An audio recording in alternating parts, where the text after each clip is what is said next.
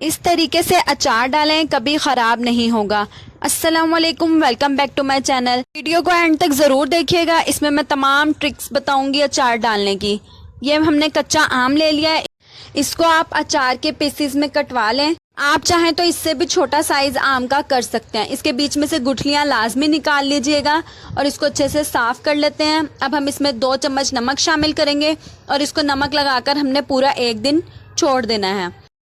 अब ये देखिए, हमने हाथों से इस तरह इसको नमक को अच्छे से सारे पीसेस पे लगा लेना है। इसको लगाने के बाद अब हम इसको रख देते हैं। 1 दिन हमने आम को नमक लगाकर रखा था, अब हम इसको दूसरे बोल में डाल रहे हैं और नमक वाला पानी हम आपको दिखाते हैं, ये सारा अब हमने फेंक देना है, इसका हमने इस्तेमाल नहीं करना।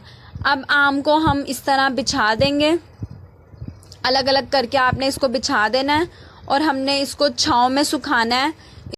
मैं इसको कमरे में ही पंखे में सुखा रही हूँ। इसको मैं तकरीबन 2 दिन इसी तरह रखूंगी और इसके नीचे कपड़ा बिछा लिया ताकि इसके नीचे से पानी जो निकले वो कपड़े पे रहे। अब ये ऑयल है सरसों का, इसको मैंने हल्का सा नीम गर्म कर लिया और नीम गर्म करने के बाद ठंडा कर लिया। सरसों का तेल हमेशा रूम टेम्परेचर पे लें।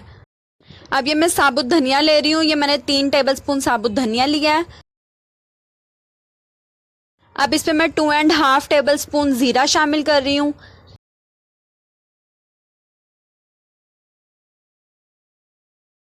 ज़ीरा शामिल करने के बाद अब इसमें मैं 2 टेबलस्पून सौंफ शामिल कर रही हूँ। सौंफ डालने के बाद अब हम इन तमाम चीज़ों को पहले कूट लेंगे। इसको हमने मोटा मोटा कूटना है, इसलिए मैं इसको हमाम दस्ते में कूट रही हूँ। देखें, इसको आप मशीन में भी कर सकते हैं, बिल्कुल पल्स देकर आप इसको चला लें हल्का हल्का, ताकि ये ज़्यादा बारीक ना हो। मोटा मोटा हमने मसाला रखना है इसका, इसलिए हम इसे बारीक नहीं करेंगे।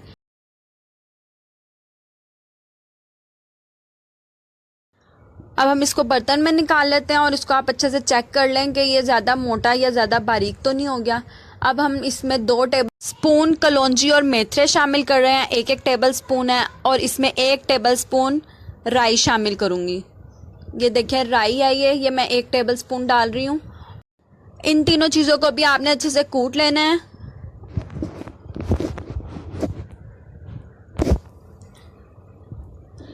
इसको भी अच्छे से कूटने के बाद अब हम बाकी मसाले में शामिल कर देंगे। अब हम इसमें डालेंगे सूखे मसाले। ये मैंने शामिल किया 1 टेबलस्पून कुटी हुई लाल मिर्चें, 1 टेबलस्पून पिसी हुई लाल मिर्चें।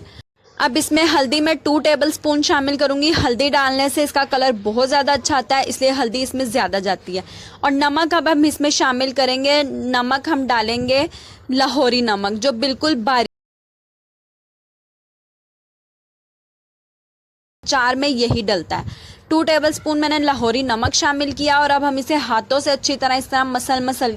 अब इसमें मैं थोड़ा सा बिल्कुल 2 टेबलस्पून तक सरसों का तेल शामिल करूंगी, जिससे हम मसाले को अच्छे से तर कर लेंगे और हमने हाथों से इसको मसल के ऑयल में मिक्स कर लेना है। इससे ये होगा कि हमारा मसाला वजनी हो जाएगा और ये सूखा सूखा नहीं रहेगा, इसलिए हमने इसमें सरसों का तेल शामिल किया है। सरसों का तेल शामिल करने के बाद अब हम इसमें तमाम अचार के पीसेस डाल रहे हैं। ये देखें, इसको भी आपने हाथों से अच्छे से मल के आम पे लगा देना है। इसको अच्छे से मिक्स करने के बाद अब हम इसमें थोड़ा सा सरसों का तेल शामिल करेंगे ताकि मसाला और अच्छे से आम पर लग जाए। तमाम आम के पीसेस पे अच्छे से जब मसाला लग जाए, उसके बाद हम इसको चेक करेंगे। इसका नमक मिर्च आप इस वक्त भी चेक कर सकते हैं। अब हमने जिस बर्तन में अचार डालना है उसमें हम आम के पीसेस को मसाले के साथ डाल देते हैं और आपने इसको अच्छे से मिक्स करके डालना है ताकि मसाला जो है तमाम आम के पीसेस के साथ लग जाए। अच्छे से तमाम चीज़ें हम डब्बे में डाल देते हैं। आप इसको किसी भी बर्तन में बना सकते हैं। अब आपने ये ट्रिक आपने लाजमी अप्लाई करनी है कि आपने आम के पीसेस को इस तरह दबा कर इनको बिल्कुल टाइटली फिक्स कर देना है नीचे, इनके बीच में बिल्कुल भी एयर ना रहे। ये देखें, इस तरह आपने दबा के डालना है। अब हम इसके ऊपर ऑयल डालेंगे। पहले हमने सरसों का तेल इसमें नहीं डालना है। सरसों का तेल अगर हम पहले डालेंगे तो हमारे साथ ये होगा कि सारा मसाला ऊपर आ जाएगा। 2 कप मैंने सरसों का तेल शामिल किया है। अब अचार को ख़राब होने से बचाने की सबसे अहम ट्रिक ये है कि आपने तेल डालने के बाद इसमें 2 टेबलस्पून सिरका शामिल किया है। सिरका डालने के बाद आपने इसे बिल्कुल भी नहीं हिलाना।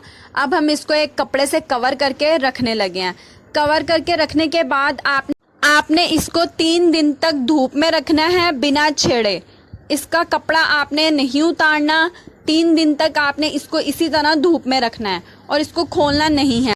चौथे दिन आपने इसको धूप में रखे हुए ही इसका कपड़ा खोलना है और इसमें लकड़ी के चम्मच से इसको मिक्स करना है। बाकी 4 दिन आपने इसी तरीके से ये प्रोसेस करना है। 7वें दिन आपका अचार पककर तैयार हो जाएगा।